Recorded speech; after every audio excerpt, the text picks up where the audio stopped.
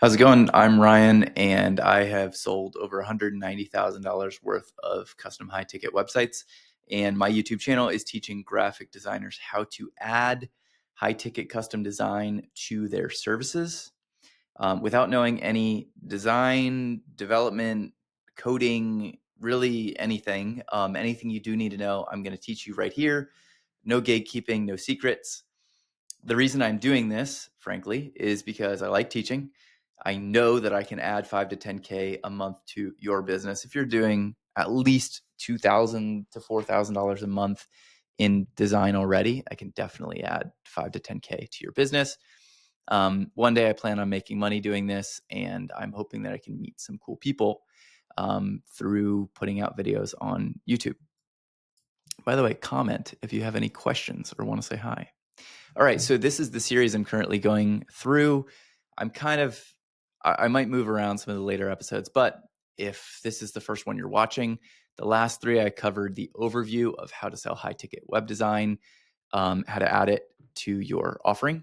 In the second video, I went over actually like sales and process and what that looks like, what the client actually receives. In the third video, I talked about different pricing models and payment terms, the pros and cons for all those. I'll just show you real quick if you haven't seen that video. Oh, spoiler alert, payment types and pricing models. I know there's a lot of text, but I explain it all in depth. And then in this video, I'm going to talk about the tech stack. So every piece of technology that I use to be able to deliver $10,000 websites and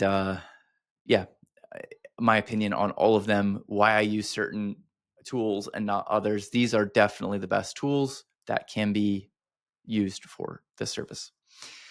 In the later episodes, I'm going to go over how to sell in depth, talking about sales, talk about hiring people. I think the next video I'm going to do is actually the hiring one. How to hire subcontractors for design and development for the web design. So you don't actually have to do the work. You just subcontract it out. Some people call it drop servicing. It's like drop shipping, but you're dropping a service instead.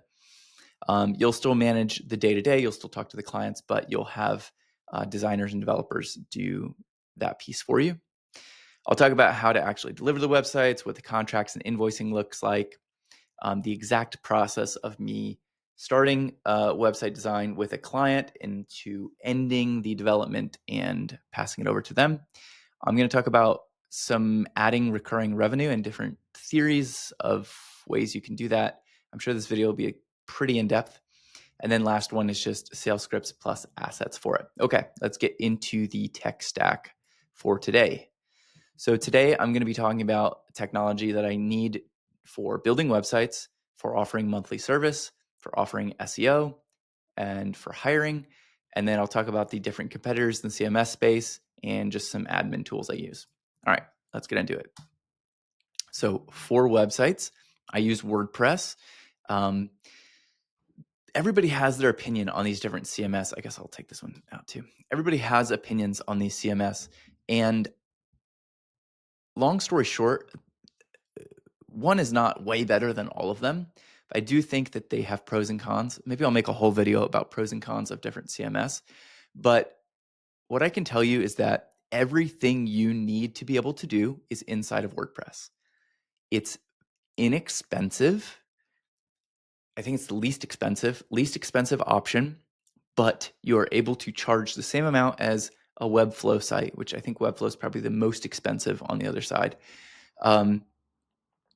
Where your client normally pays Webflow, I think it's like $30 a month, or $50 a month for Webflow.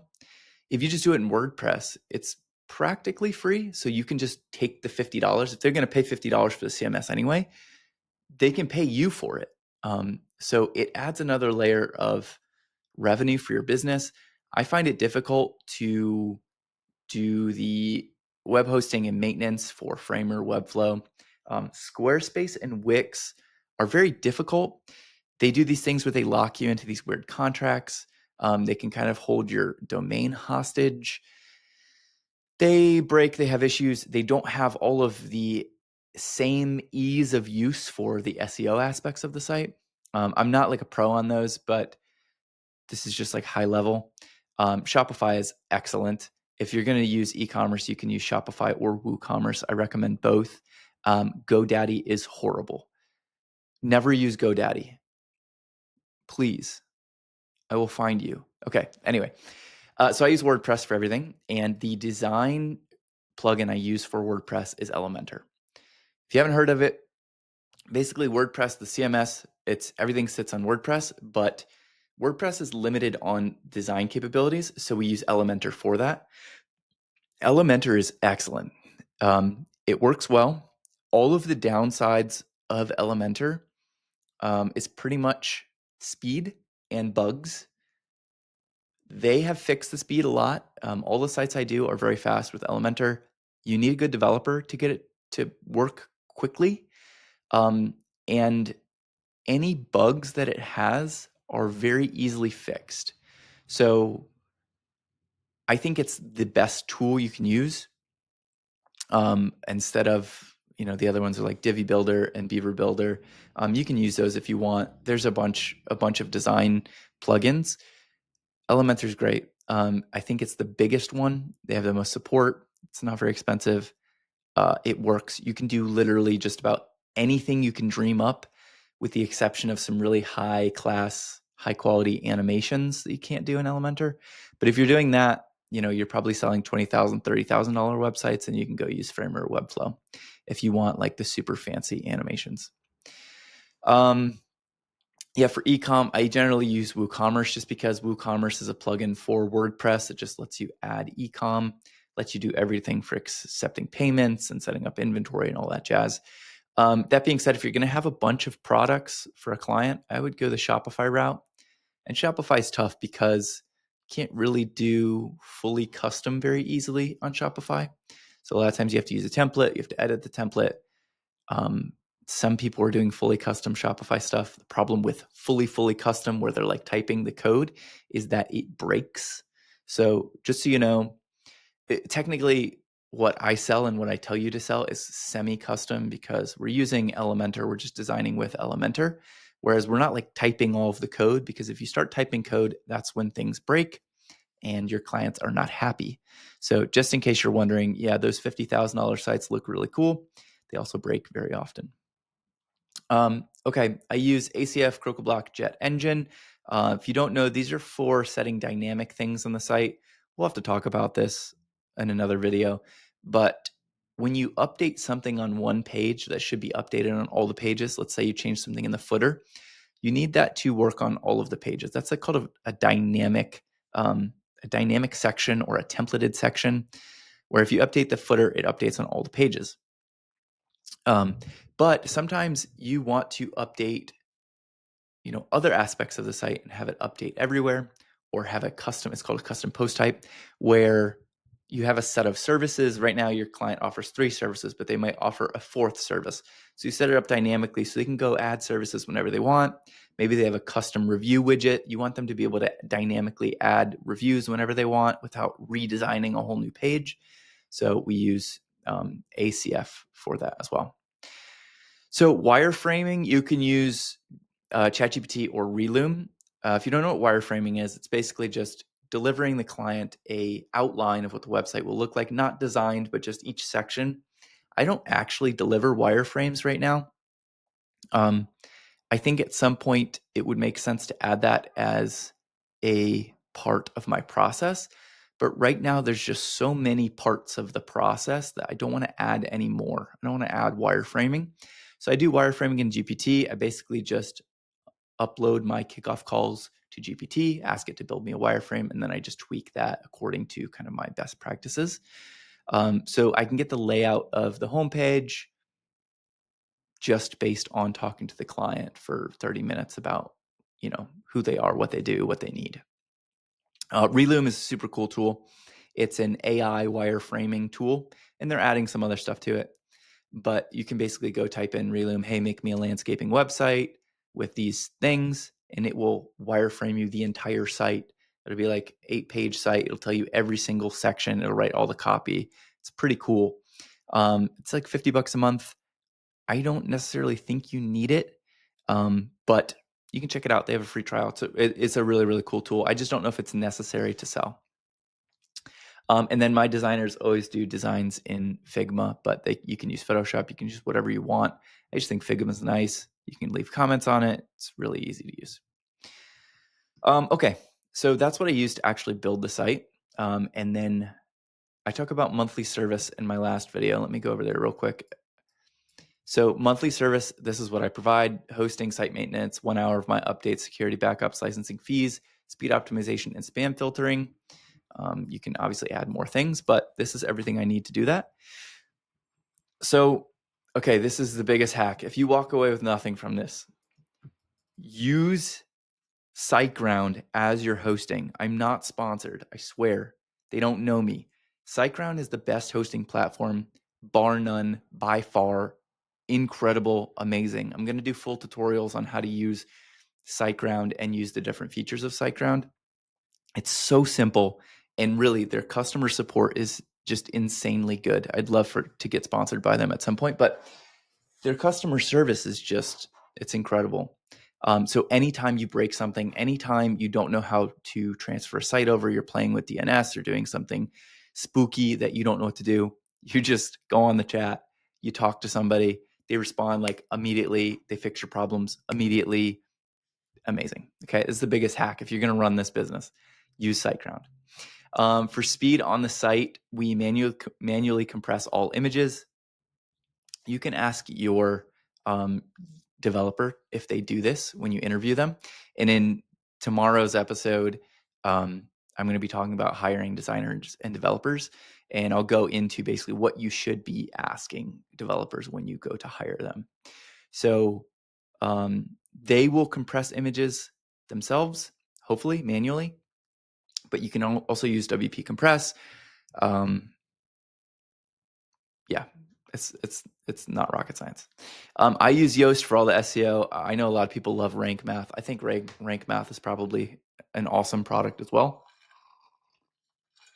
I would say it might even be better than Yoast. Yoast is just so simple, and I've been using it for so long, and it's really all you need. Like, the sites rank on Google. What else do you need? If you go really down the SEO rabbit hole, maybe you'll use Rank Math. And then I use all-in-one WP migration for backups and anything like that. Some admin stuff. I don't know if you care. I'm doing all my invoicing with QuickBooks Online. I know Stripe is like the sexy thing to use now. A lot of designers use Honeybook. You can use either of those. Doesn't really matter. I like QuickBooks. It's how I started my business. I haven't left it. Trello for managing the team. Very simple. I just drop tasks in Trello and the team does it. Gusto, if you're an S Corp, I don't need to get into like building a business, but Gusto is how I do payment, and you can pay contractors through there if you need to, outside of using a platform like Fiverr. You can pay them direct through Gusto if you want. I use Google Suite for everything, and then my contracts, I use PandaDoc. PandaDoc is an awesome product, and I think it's also the cheapest product on the market for contracts. All right, SEO. I'll talk about hiring in a second. So for SEO, if you're going to be doing SEO campaigns, like monthly SEO, you need some of this stuff. If you're just doing on-page and technical SEO for your clients, you don't really need all of it. But for Google Map Pack rankings, I use Local Falcon. Local Dominator is also a really good product. This, if you don't know, just shows your Google Map Pack rankings for your clients.